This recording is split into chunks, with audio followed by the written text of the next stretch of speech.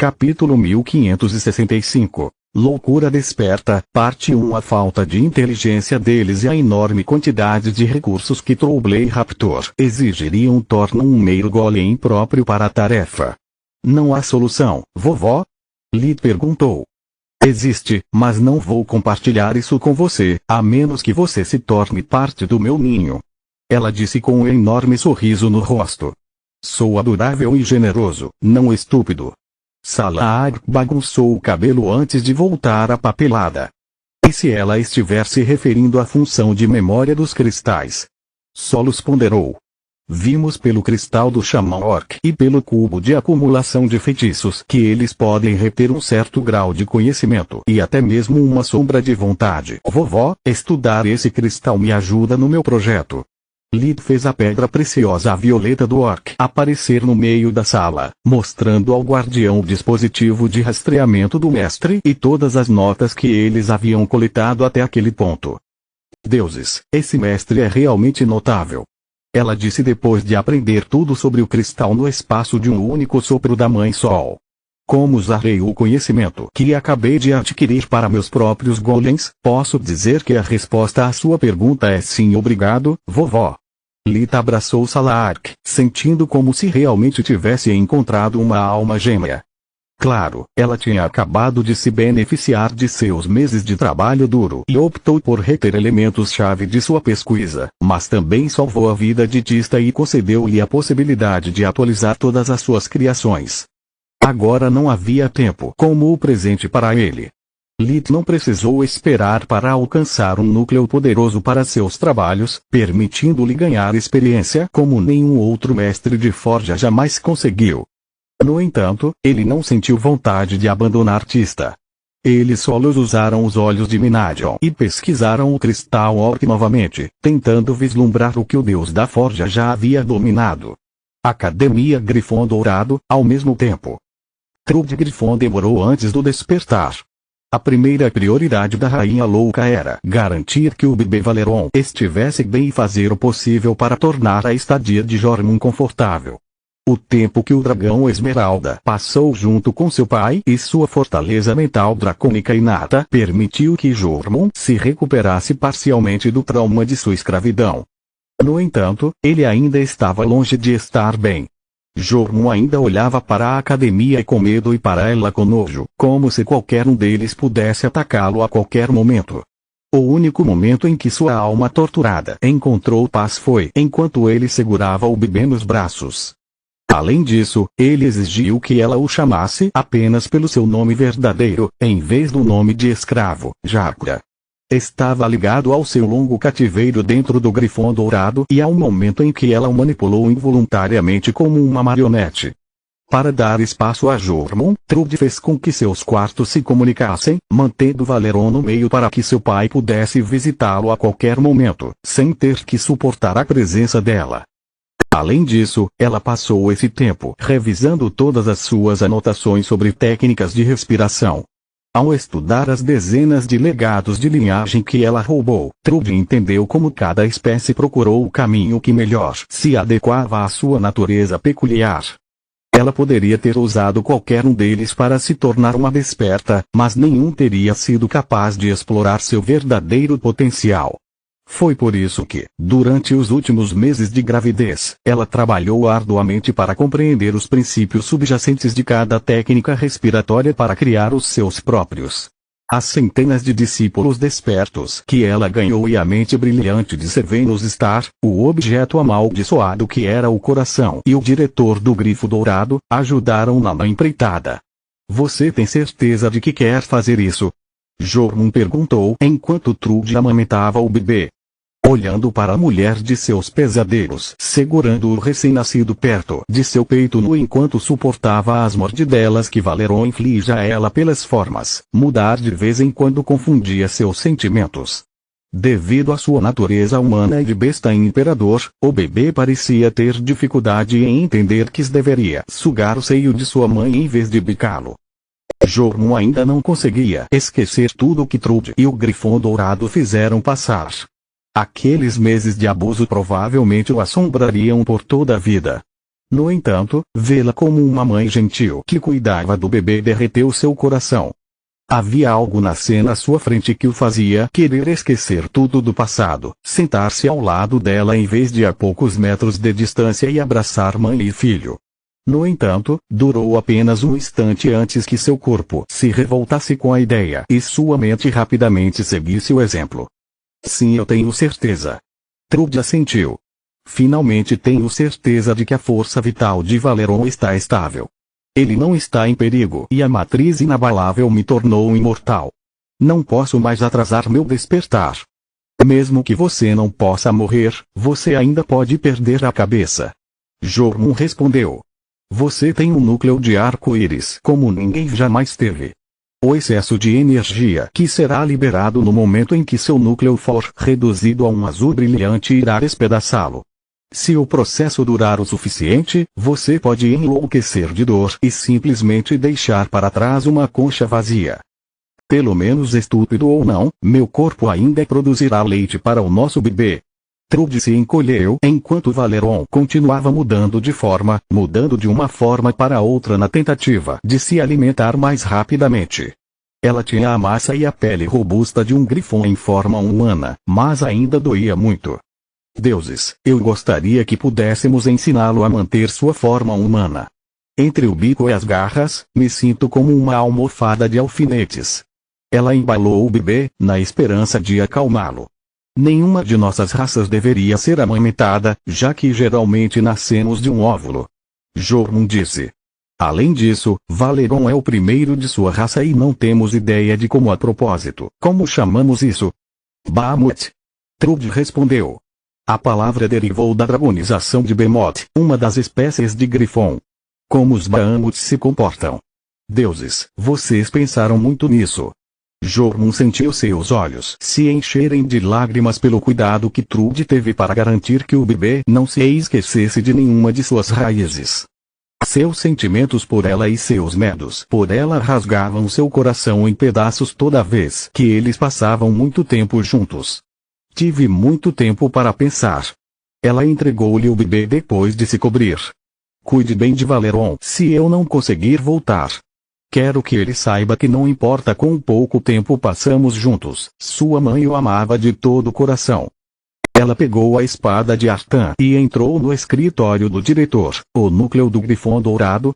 Capítulo 1566. Loucura Desperta, Parte 2. A lâmina deu-lhe sentidos místicos e melhorou sua compreensão da magia enquanto o escritório estava logo acima do geyser de mana e a enchia até a borda com a energia mundial. Trude precisou respirar sua técnica pessoal, fluxo real, para iniciar o processo. Assim como Jormung havia previsto, o processo de despertar fez com que sua mana inundasse cada fibra de seu ser e lutasse contra seu núcleo de arco-íris não natural, tentando vencê-lo até a submissão. O corpo de Trude foi feito em pedaços, assim como seu vórtice e seu núcleo de mana, que se transformou em 7 esferas menores de cores diferentes. À medida que as impurezas deixaram o corpo de Trude, todas, exceto a esfera violeta, cresceram em poder e se fundiram com a azul no momento em que suas cores combinaram. Quanto ao vórtice, o órgão de mana que a loucura de Artan concedeu a ela e que lhe concedeu habilidades semelhantes ao revigoramento, perdeu parte de sua massa ao liberar pequenos vórtices que se fundiram com o corpo de Trude. O fluxo de mana de seu processo de despertar foi mais violento do que o de um falso mago com um núcleo violeta brilhante. Ele percorreu os vórtices recém-assimilados em ondas, forçando-os a se enrolarem em esferas instáveis que relaxaram no momento em que o fluxo diminuiu. No entanto, o processo recomeçou com a onda seguinte, não deixando Trude nenhum único momento de trégua. Se não fosse pela matriz da lealdade inabalável, ela teria morrido dezenas de vezes em menos de um minuto. O poder do grifo dourado reuniu os pedaços de seu corpo que explodiam a cada transformação fracassada e os costurou novamente antes que seu núcleo de mana pudesse desaparecer. No entanto, o sofrimento da rainha louca foi duplo. Uma vez, quando sua carne virou de cabeça para baixo na tentativa de se livrar das impurezas e a segunda, quando a matriz a restaurou. Artan certificou-se de que o processo fosse eficiente, sem se importar com a dor que causaria. Por que dura tanto tempo? Jormo exigiu respostas de Star. Mais de 5 minutos se passaram e nenhum despertar deveria demorar tanto. Eles estavam observando o fenômeno por trás de um vidro místico que impedia o bebê nos braços de Jacra de ouvir os gritos de Trude e de testemunhar suas mortes horríveis. Estou tão surpreso quanto você. O diretor respondeu. Nenhum de nossos alunos teve esses problemas, mas como você sabe, sua esposa é tão única quanto seu filho. O legado vivo falava com uma familiaridade que fez Jormung querer vomitar. O dragão Esmeralda deu um soco em Star para tirar o sorriso maroto de seu rosto e desabafar séculos de raiva reprimida. Você está louco. É só graças a mim que ela ainda está viva.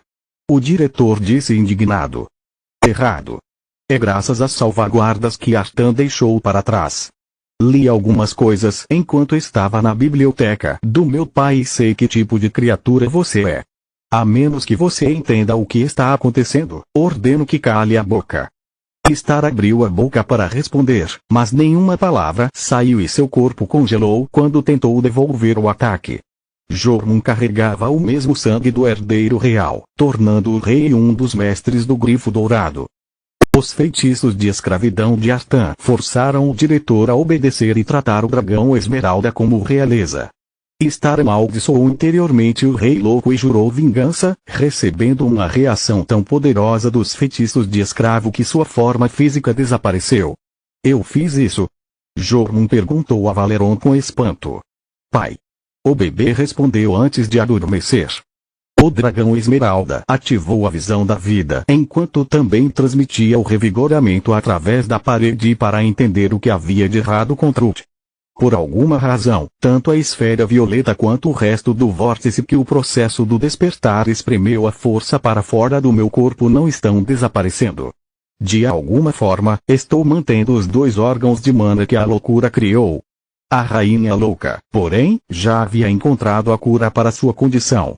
Graças ao efeito combinado do fluxo real e da espada de Artan, ela podia ver o mana violeta que seu núcleo de arco-íris continha até alguns minutos atrás, tentando retornar ao seu corpo, fazendo com que ele fosse destruído.